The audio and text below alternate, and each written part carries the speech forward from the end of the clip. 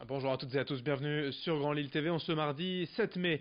Ravi de vous retrouver pour une nouvelle édition du journal de la rédaction, sans plus attendre vos prévisions météo. Sans véritable amélioration aujourd'hui, certes, on devrait avoir un peu de soleil, un peu de ciel bleu par moment ce mardi, mais ces moments de ciel bleu seront rapidement couverts par les perturbations nuageuses. Les averses non plus ne sont pas à exclure par moment cet après-midi. Et pour les températures, pas de changement, ça reste frais aujourd'hui. 14 degrés pour les maximales à Lille, on en reparle bien sûr juste après ce journal.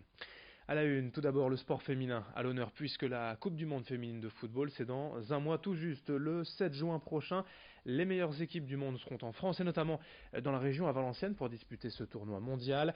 L'occasion d'évoquer ici sur Grand Lille TV l'avenir du LOSC, malheureusement relégué en Ligue 2 la saison prochaine, mais qui va disputer la finale de la Coupe de France demain soir face à Lyon. Les Lilloises devront se surpasser, car l'Olympique lyonnais féminin c'est tout simplement la meilleure équipe d'Europe depuis 3 ans. Le défi des filles du LOSC est donc de taille, mais qui sait, en sport tout est possible. Rendez-vous demain soir à 19h pour cette finale de Coupe de France. En attendant, l'équipe était en conférence de presse hier à Luchin. On écoute l'entraîneuse du LOSC, Rachel Saïdi, au micro de Rémi Desremeaux. C'est toujours compliqué de se remotiver, on va dire, après une descente en D2, mais on est dans une toute autre compétition, une compétition que toute joueuse souhaite vivre. Une finale de Coupe de France, c'est assez rare dans une carrière, surtout quand vous jouez dans un club qui joue pas les trois places, on va dire, trois premières places. Maintenant, en termes de préparation, voilà, c'est quand même un groupe qui a des ambitions. C'est un groupe qui est motivé à bien finir, enfin en tout cas sur une bonne note au vu de cette fin de saison qui vient de se dérouler. Donc oui, c'est un contexte un peu particulier, mais je vous dis c'est une compétition totalement différente. Donc je sais que on va avoir 18 guerrières mercredi. Et si vous êtes intéressé par cette Coupe du Monde féminine de football, je vous rappelle que 6 matchs auront lieu ici dans la région, au stade du Hainaut à Valenciennes, et il reste des places disponibles. Et dans ce journal et également quelques images d'un beau voyage pour Angèle et Yann, un couple de nordistes en situation de handicap et en fauteuil roulant. Ils sont partis hier matin de Lille pour un tour des Hauts-de-France afin de sensibiliser au handicap, parler d'accessibilité et de leurs difficultés au quotidien. Pour leur première étape à Méricourt, près de Lens, ils ont dormi hier dans une maison de retraite et ont été accueillis par la ville. Prochainement, ils iront aussi à la rencontre de collégiens pour tenter de faire changer leur regard sur les personnes à mobilité réduite. À Arras, ils feront le tour de la ville avec les services de la mairie afin d'identifier les difficultés pour se déplacer en fauteuil. Ce tour de la région, c'est pour eux une répétition car leur vrai projet, c'est de faire le Tour de France. Explication au micro d'Alicia Sanfilippo.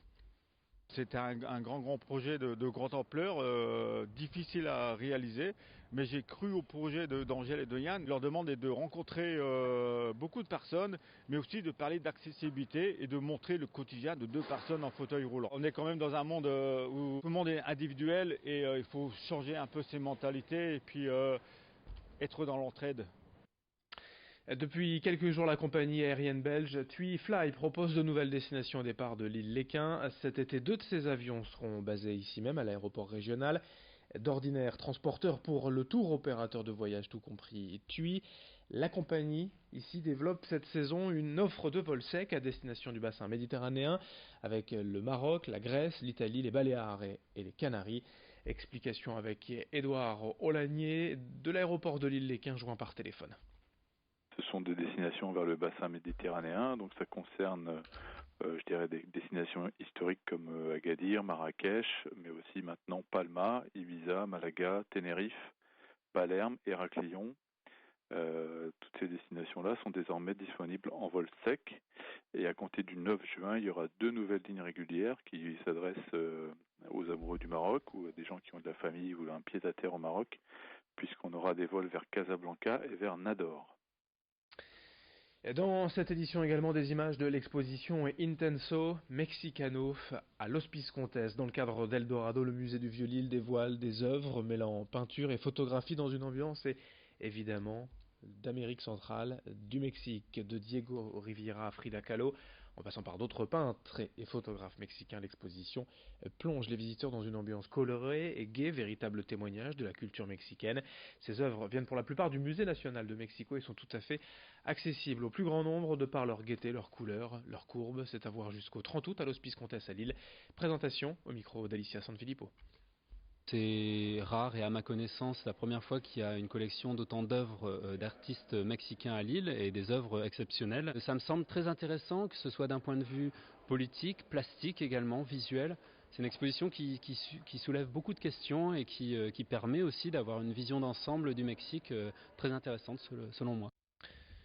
On termine avec les portes ouvertes de l'aérodrome de Bondu ce week-end. L'Union aérienne Lille-Roubaix-Tourcoing vous accueille pour découvrir de près le monde de l'aviation. L'aéroclub existe depuis plus de 70 ans, compte environ 300 membres et une dizaine d'avions, des 2 ou 4 places de tourisme avec moteur à hélice. À l'année, le club propose évidemment des formations, des brevets de pilote, mais aussi des baptêmes de l'air pour voir la métropole lilloise d'en haut. D'ailleurs, nous vous proposons en partenariat avec l'UA-LRT de gagner cette semaine un baptême de l'air. Rendez-vous pour cela sur le compte Instagram de Grand Lille TV. En attendant, on écoute les explications d'un membre du club, à l'aéroclub de Bondu, au micro de Margot Ocei. Alors effectivement, il y a un avion jaune qui est derrière moi, qui est tout nouveau dans notre club. On vient de l'acheter en fait, pour être exact, il est arrivé hier au club. Et notamment parce que dans les pilotes qui font pour le plaisir, certains veulent voyager, d'autres veulent faire de la voltige, et puis d'autres encore pour se perfectionner ou découvrir d'autres sensations de vol, veulent voler sur des avions anciens. Donc là, en l'occurrence, cet avion, c'est un Piper Cub, qui est un avion qui a 70 ans, donc qui est un avion historique, qui a été refait, donc qui est tout à fait apte à voler, mais qui permettra à nos membres de voler sur des avions anciens et apprendre à voler sur ces avions typiques et mythiques pour les pilotes. C'est la fin de ce journal. Juste un rappel tout de même. Attention à vos prévisions météo du jour. Ça reste perturbé, nuageux et certainement pluvieux cet après-midi. Quelques averses ne sont pas à exclure. On espère un peu de soleil tout de même entre deux passages nuageux. Les températures, elles, restent fraîches dès ce matin et cet après-midi. 14 degrés pour les maximales. Merci de votre fidélité. L'info continue sur Grand Lille TV.